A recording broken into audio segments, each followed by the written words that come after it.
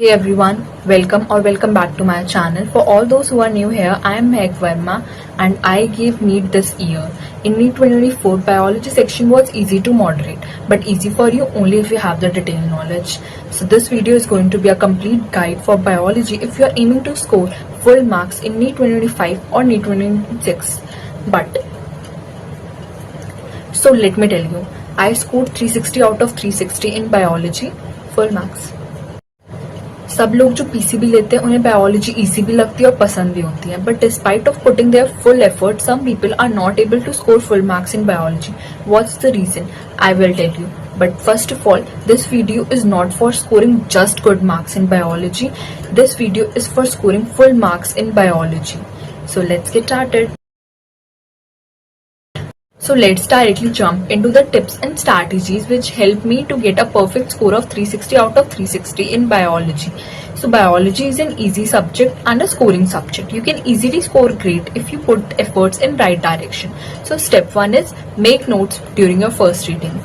So आपको जब आप फर्स्ट टाइम चैप्टर की रीडिंग कर रहे हो या पढ़ रहे हो चैप्टर, तो आपको नोट्स बनाने हैं. By notes I mean detail notes. So if you are in any coaching, आप उसके notes will suffice. But if you are not in any coaching, then biggest resource is YouTube. Use YouTube. Okay, so second step is after making notes, go to NCERT. अब NCERT में आप जाओगे तो आपको बहुत सारी स्पेसेस दी होती हैं साइड में, तो आपको उन स्पेस का यूज करना है. एंड वहाँ पर आपको जो भी नोट्स के आपको इंपॉर्टेंट स्टफ लगा, जो भी इंपॉर्टेंट इन्फॉर्मेशन लगी, वो आपको वहाँ पर साइड में लिखना है. एंड आपके पास स्टिकी नोट्स हो या फिर चिट्स हो तो आप वो भी चिपका सकते हो लिख के. तो अब क्या होगा इससे, आप नेक्स्ट टाइम जब चैप्टर पढ़ोगे तो आपको सिर्फ एनसीईआरटी पढ़नी है. एनसीईआरटी से आपका रिवीजन होगा. एनसीईआरटी की साइड में जो स्पेसेस गिवन है आप उसमें पढ़ो उसको, वहाँ पर जो भी आपने लिखा है नोट्स का important stuff. Because this is important, because to understand the language of NCERT you need something, you need notes. तो अगर आप नोट्स का यूज नहीं करोगे तो आप एनसीईआरटी की लैंग्वेज को पढ़ ही नहीं पाओगे, क्योंकि NCERT is really crisp. So you have to focus on notes.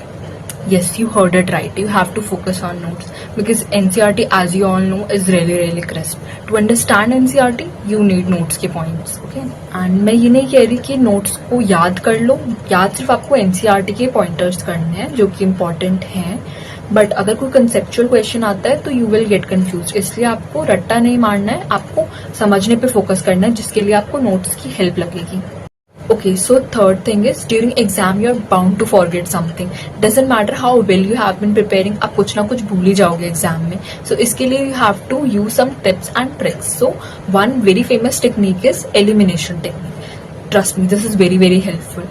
So ये क्वेश्चन जो इस साल आया था NEET 2024 में, इसमें हमें पता था कि कुछ ऑब्वियस थिंग्स हैं, जैसे कि ई ऑप्शन तो होगा ही नहीं, मुझे पता था.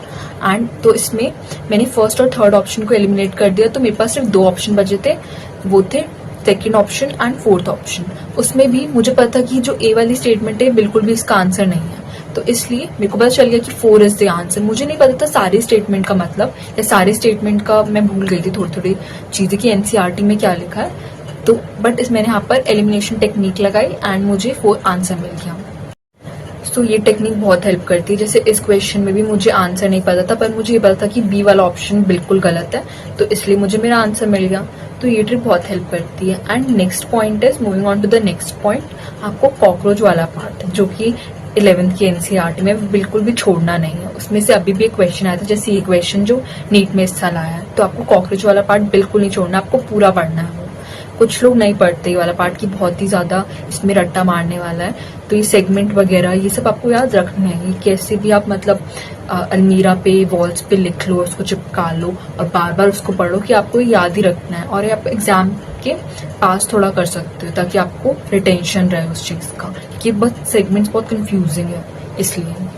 Okay, so last but not the least, PYQ का जादू. दे मैटर अ लॉट. बहुत यूजफुल होते हैं PYQ. एंड अगर आप मेरी बात करोगे तो मैंने AIPMT वाला टाइम जो था तब के भी MCQ किए हैं, पर आप मोस्ट प्रोबेबली आपको लास्ट 5 ईयर्स के MCQ ज्यादा हेल्प करेंगे, क्योंकि सिलेबस चेंज हुआ है थोड़ा. तो आप लास्ट 5 ईयर्स के MCQ तो करो ही करो, ठीक है. You need not to forget the जादू of PYQ. Okay, then next is आप कुछ क्वेश्चंस हेयर एंड देयर करते रहो, जो भी आपको मॉड्यूल से मिलते हैं, आपको इंटरनेट पे मिल जाते हैं, आप क्वेश्चंस करते रहो. स्पेशली इन जेनेटिक्स आपको क्वेश्चन करना नहीं छोड़ना है कि बायोलॉजी कुछ लोग क्वेश्चन ही नहीं करते हैं कि सिर्फ थ्योरी है, बट आपको क्वेश्चंस करना है, आपको मिस्टेक नहीं करनी है। आपकी कॉन्सेप्ट पे ग्रिप अच्छी बनती है तो मैं सजेस्ट करूंगी कि लास्ट के जो 1 या 2 मंथ्स होते हैं उसमें आप सोलली एनसीईआरटी और जो आपके थ्योरी पार्ट है आप उस पर ज्यादा फोकस करना, बट उससे पहले आप क्वेश्चंस भी करना। Questions are important too. बहुत सारे लोग ये मिस्टेक करते हैं बट आपको नहीं करनी है। ओके, एंड लास्ट के 1-2 मंथ में जैसे मैंने बोला आपको अपनी एनोटेटेड एनसीईआरटी यूज करनी है, not just NCERT. Okay, so hope you get this is all from my side. Bye bye.